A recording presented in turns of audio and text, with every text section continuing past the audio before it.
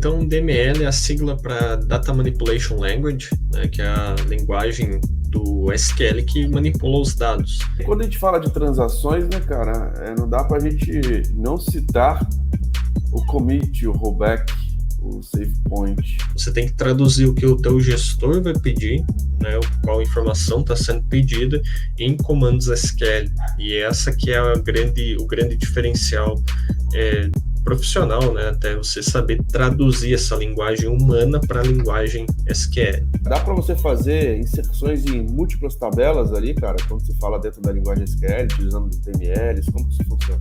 E se você não tem esse conceito muito bem definido e faz isso para a tabela inteira por uma falta de conhecimento, por exemplo, você vai gerar um gargalo muito grande no banco de dados.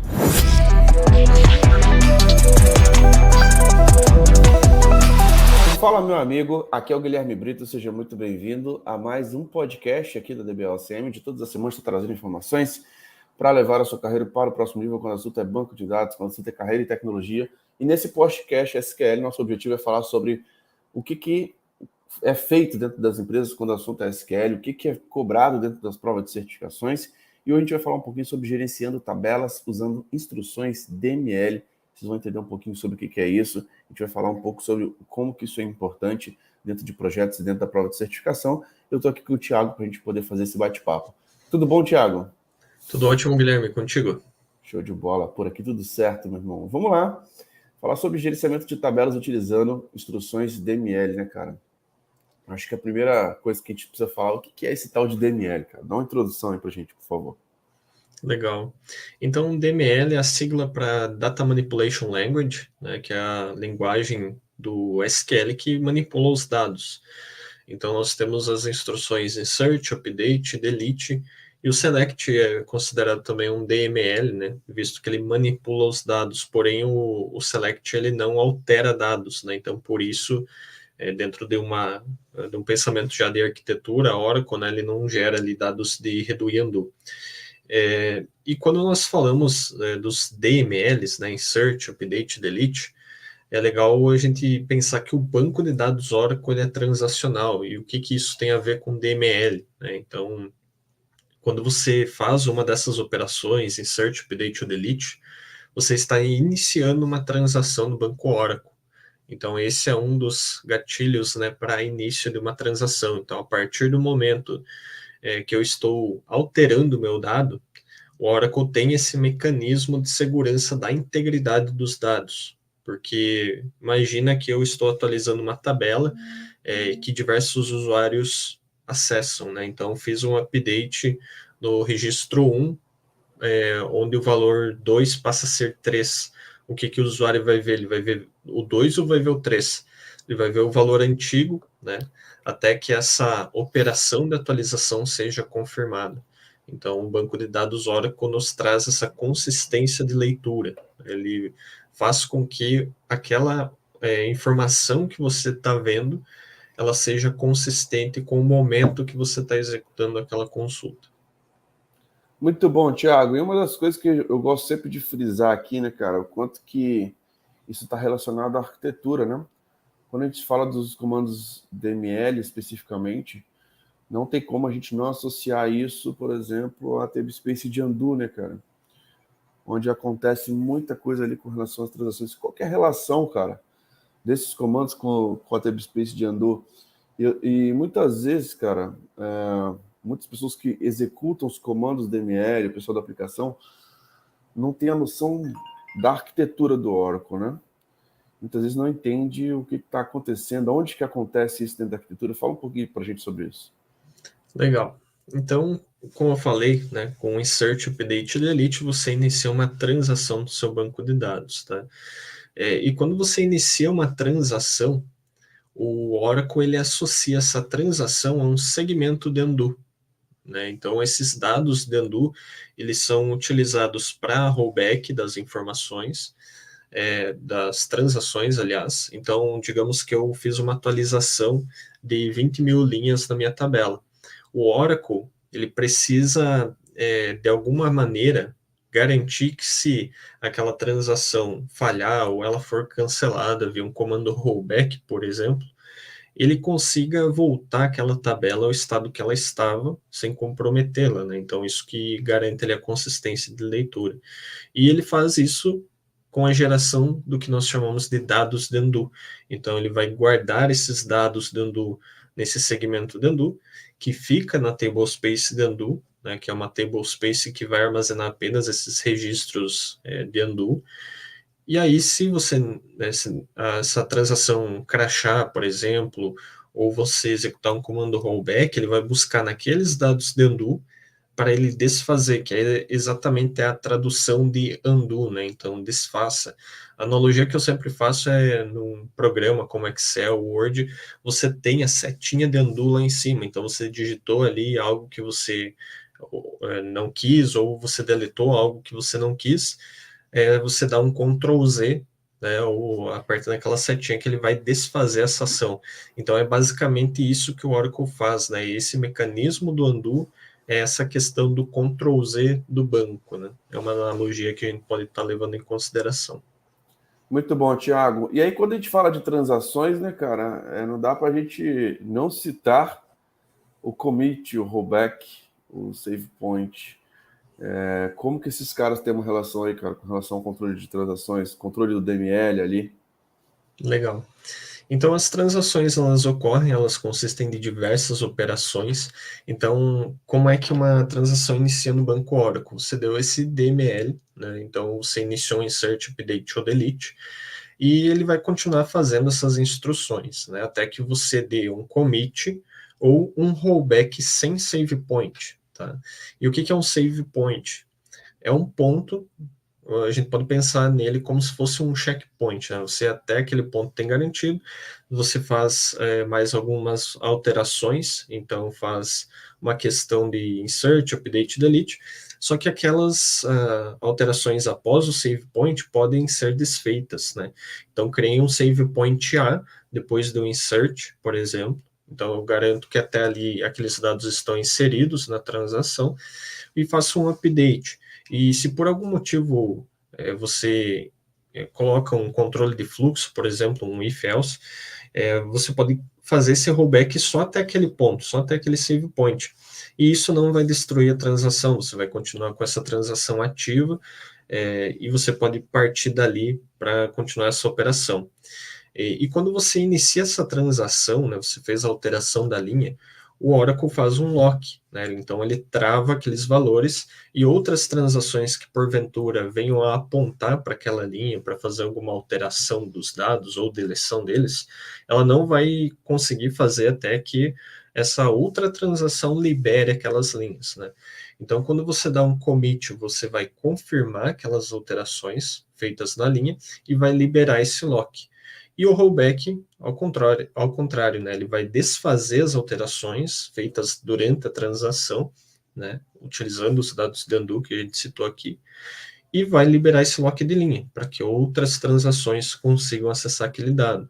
Então, é mais um dos mecanismos que o Oracle tem para garantir essa integridade dos dados, para garantir que dois usuários ou duas transações não estejam acessando aquela mesma linha e fazendo alterações ao mesmo tempo nela.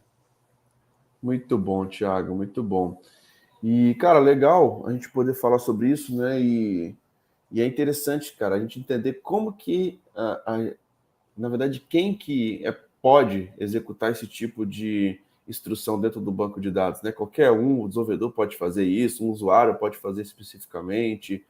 E como que funciona, cara, essa questão da execução das operações de inserção, atualização, exclusão, como que funciona isso aí dentro do banco de dados? Legal. Então, quando você fala de DML, né, você primeiro precisa ter privilégios no objeto que você está apontando. Então, se eu tenho uma tabela de empregados, de departamentos, eu preciso ter um grant, eu tenho um privilégio de inserção, de update ou de deleção naquela tabela.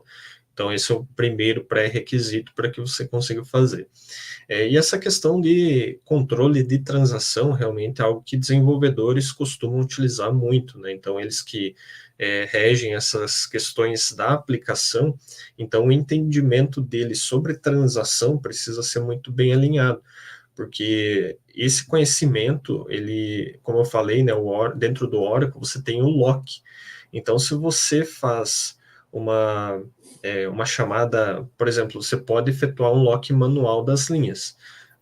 Não é o orientado pela Oracle, porque as instruções DML já vão fazer isso automaticamente, mas você pode fazer isso.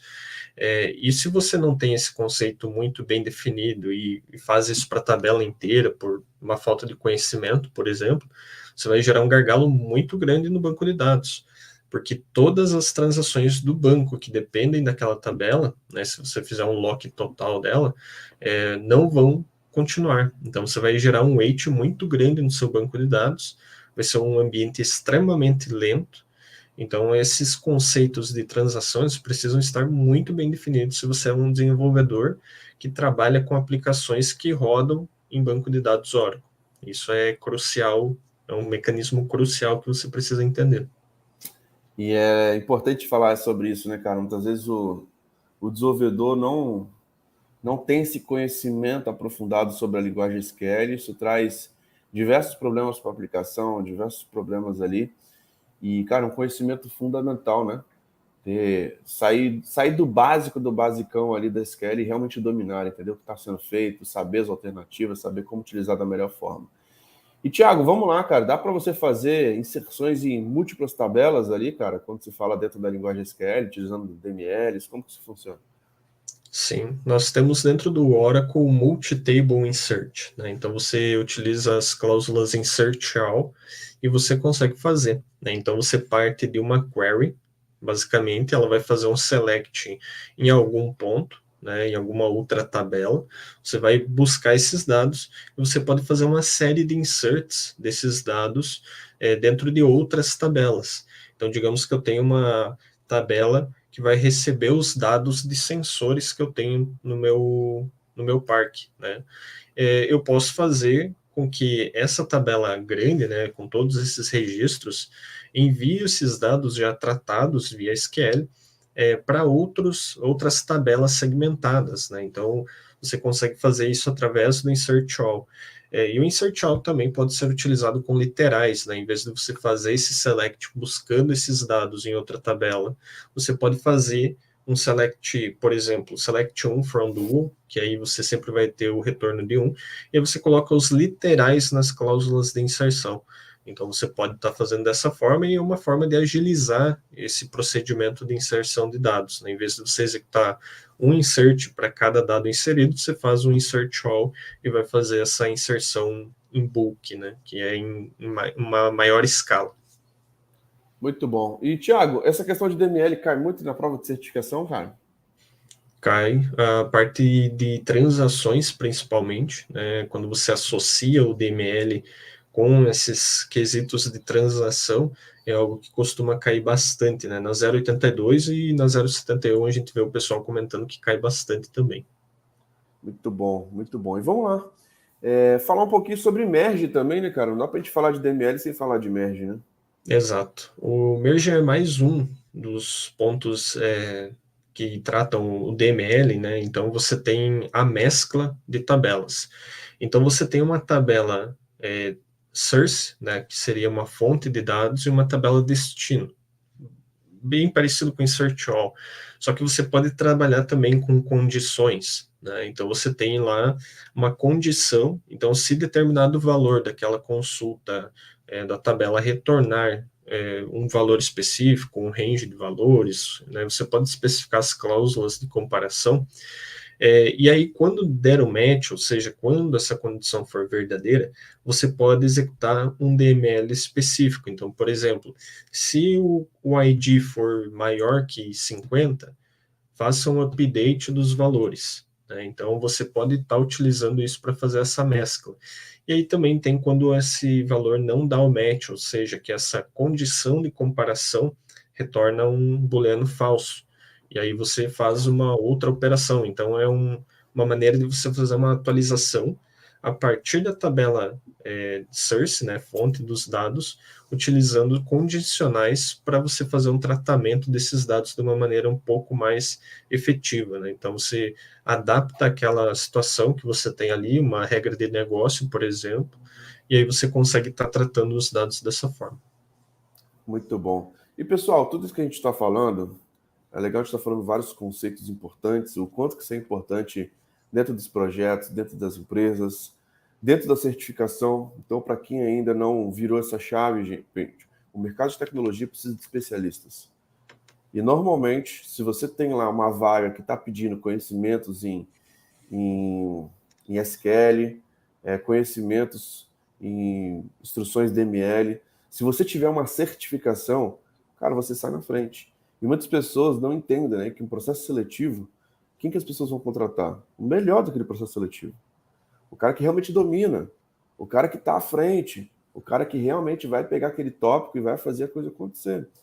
E você tendo certificações, cara, isso é fundamental. Então a gente recomenda bastante que você teste seus conhecimentos. Como que você valida o quanto que você sabe? Colocando o seu conhecimento à prova, colocando o seu conhecimento em teste, entendendo que você tem o conhecimento mínimo para ser aprovado e ter uma certificação, por exemplo, da Oracle, que reconhece você sobre aquele assunto. E, Thiago, tudo isso que a gente vai estar falando aqui, a gente vai estar mostrando lá dentro da imersão, né?